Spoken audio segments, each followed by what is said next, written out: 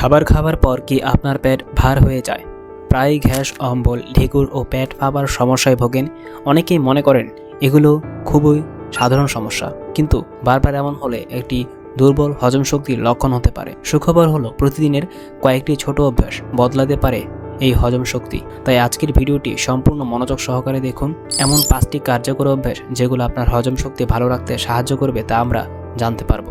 আর শেষের অভ্যাসটি বেশিরভাগ মানুষই অবহেলা করেন, অথচ এটি অনেক সময় সবচেয়ে গুরুত্বপূর্ণ।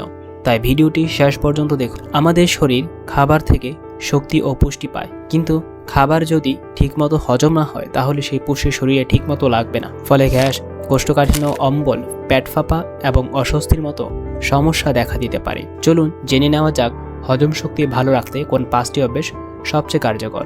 ধীরে ধীরে ও ভালোভাবে চিবিয়ে খাবার খাবেন। হজমের কাজ শুরু হয় মুখ থেকে।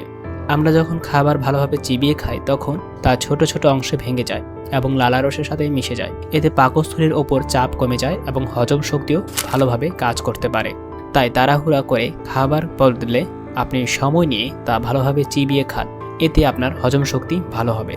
পর্যাপ্ত পানি পান করুন। পানি শুধু তৃষ্ণা মেটায় না, হজম প্রক্রিয়াকেও স্বাভাবিক রাখতে সাহায্য করে।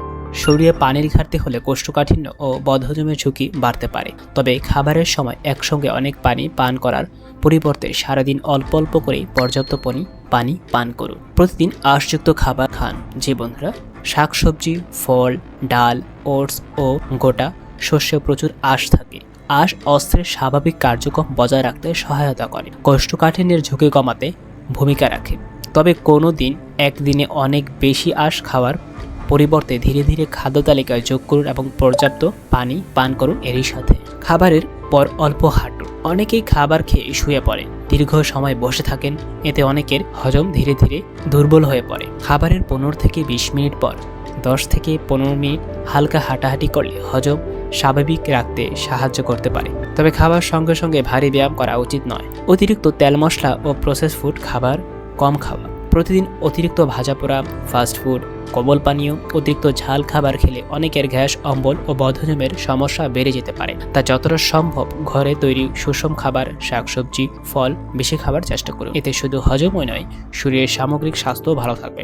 মনে রাখবেন, ভালো হজম শক্তি কোনো ঔষধে একদিনে তৈরি হয় না। প্রতিদিনের ছোট ছোট স্বাস্থ্যকর অভ্যাসই দীর্ঘমেয়াদে বড় পরিবর্তন আনতে পারে। যদি দীর্ঘদিন ধরে তীব্র পেট ব্যথা, হঠাৎ ওজন কমে যাওয়া, বারবার বদহজমের সমস্যা থাকে তাহলে অবশ্যই চিকিৎসকের পরামর্শ নিন। আজকের 5টি অভ্যাসের মধ্যে আপনি কোনটি আজ থেকেই শুরু করবেন কমেন্টে জানাতে ভুলবেন না। ভিডিওটি ভালো লাগলে একটি লাইক দিন, আর এমন নির্ভরযোগ্য স্বাস্থ্য বিষয়ক ভিডিও নিয়মিত পেতে আমাদের চ্যানেলটি সাবস্ক্রাইব করুন। সুস্থ থাকুন।